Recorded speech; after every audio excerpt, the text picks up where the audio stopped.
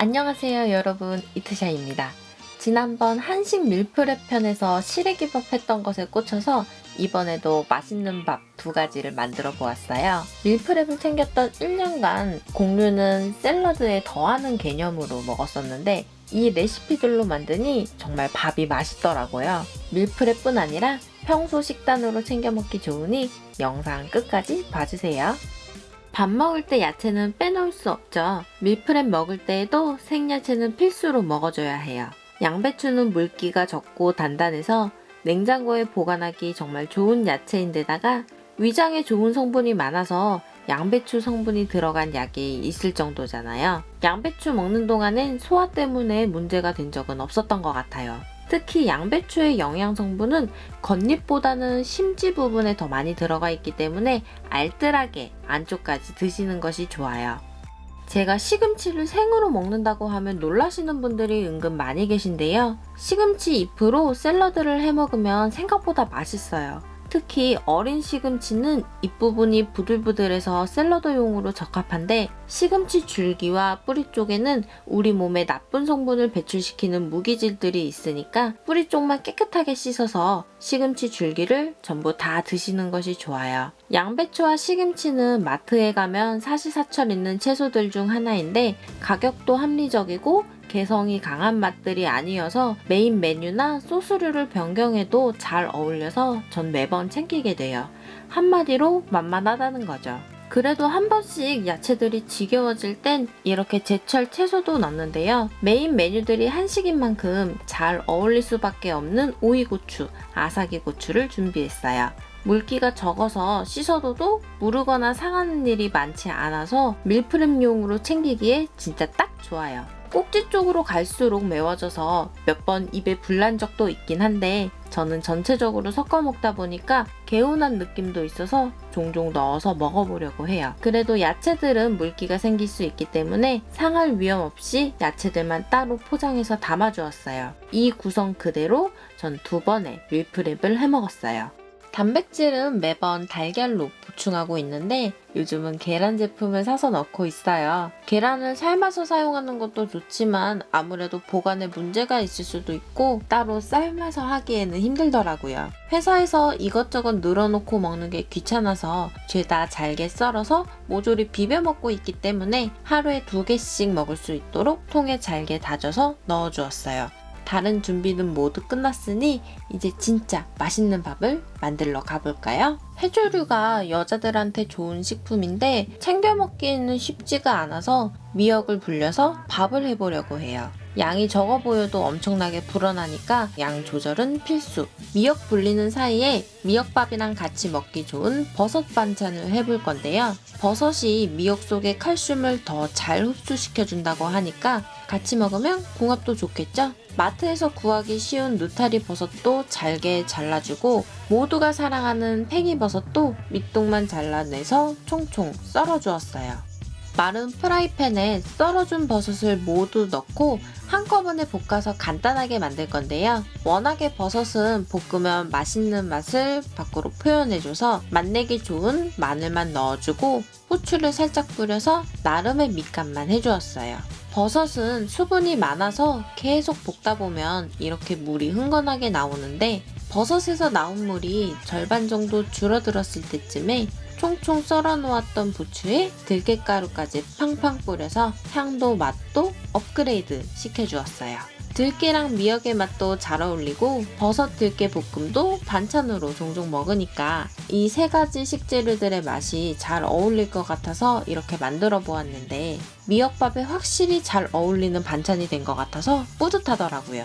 이렇게 반찬이 훌륭하게 완성된 사이에 미역이 액체괴물 수준으로 불어났어요. 미역은 물기를 있는 힘껏 짜주고 총총총 썰어서 밥이랑 잘 어울릴 수 있도록 잘게 썰어서 준비해주세요. 그리고 오늘의 메인인 밥은 간단하게 흑미랑 귀리만 넣어서 반나절 불려주었어요. 그동안 현미도 넣었었는데 다 먹었거든요.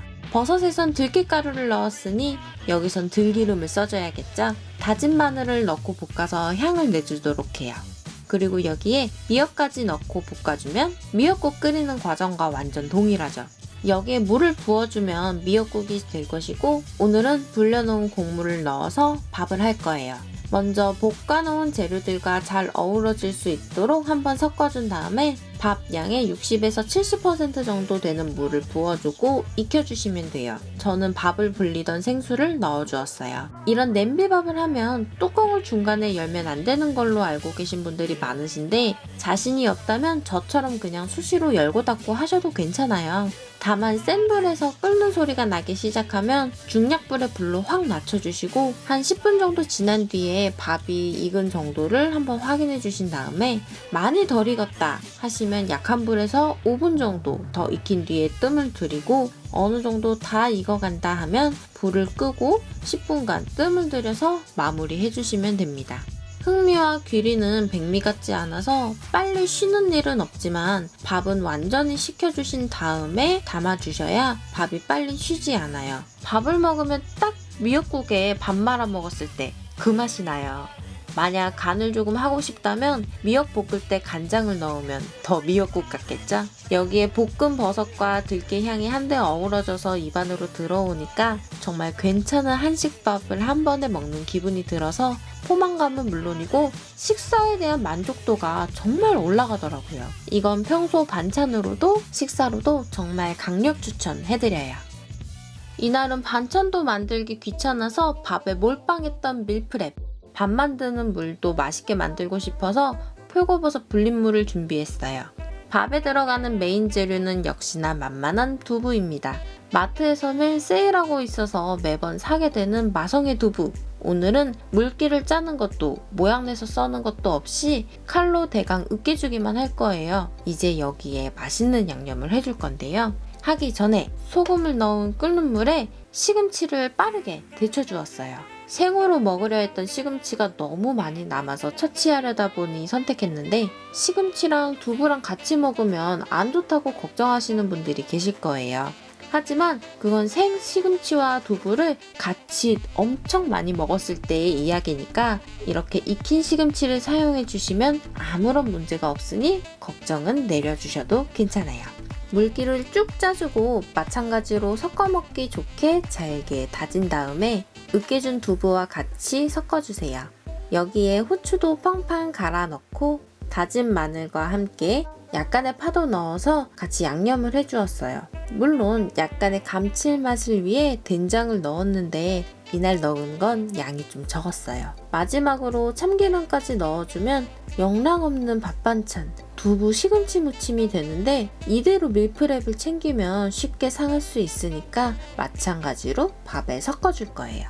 이번에는 현미 대신에 보리를 사서 넣어보았어요. 보리도 귀리처럼 지방대사를 조절하는 베타글루칸과 신진대사 관련 효소로 작용하는 비타민 B1이 들어있어요. 무엇보다 톡톡 튀는 식감을 갖고 있어서 밥 먹는데 재미를 주더라고요. 역시나 마찬가지로 냄비바닥에 쌀이 눌러붙지 않도록 약간의 오일을 넣어 전체적으로 코팅시켜주듯이 발라주고, 준비했던 불린 곡류들과 함께 양념해준 두부와 시금치를 깔아주었어요. 어차피 나중에 다 섞일 거라 먼저 다 섞어서 넣어주셔도 괜찮아요. 아까 처음에 표고버섯 불린물을 사용할 거라고 했는데, 불릴 때 사용했던 표고버섯은 잘게 잘라서 밥 위에 같이 얹어주고, 밥에 50% 되는 양의 버섯물을 넣어서 밥을 할 거예요. 두부에는 물이 굉장히 많기 때문에 평소 야채 넣고 밥을 할 때보다도 더 적은 양의 물을 넣어주셔야 밥이 질척거리지 않아요. 이제 나머지 냄비밥 익히는 과정은 똑같아요. 센 불에서 물이 끓는 소리가 날 때까지 기다렸다가 전체적으로 섞어준 다음 중약불의 불로 낮춰서 최대 10분까지 끓여주세요. 타닥타닥 타는 소리가 난다면 중간에 한번 뚜껑을 열어서 확인해주세요. 밥 가운데 부분에 밥을 먹어보고 익은 정도를 확인한 다음 5분가량 뜸을 들여주시면 냄비밥 끝입니다.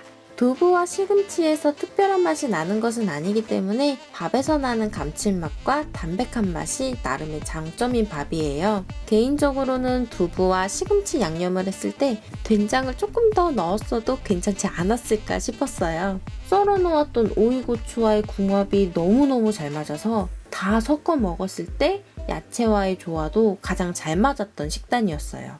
오늘 만든 2가지 밥은 냉동시켰다가 전자레인지에 해동해서 먹어도 괜찮으니까 전자레인지 있으신 분들은 소분해서 냉동하신 다음에 드시는 것을 추천해 드릴게요. 직장인이라는 이유로 다양한 메뉴를 보여드리지 못하고 곁들여 먹는 양념들만 바꾸고 있는 수준이지만 저와 같이 다음 주에는 뭐 해 먹어야 될지 고민하고 계신 여러 다이어터, 유지어터 분들께 제 영상이 조금이나마 메뉴 구성하는 데 도움이 되었으면 좋겠습니다. 더 많은 다이어트 레시피 영상은 제 채널에서 보실 수 있으니까 잊기 전에 좋아요, 구독, 알람 설정까지 해주시고 인스타그램 한 번씩 구경하러 와주세요. 그럼 저는 앞으로도 맛있는 레시피 들고 돌아올게요. 안녕.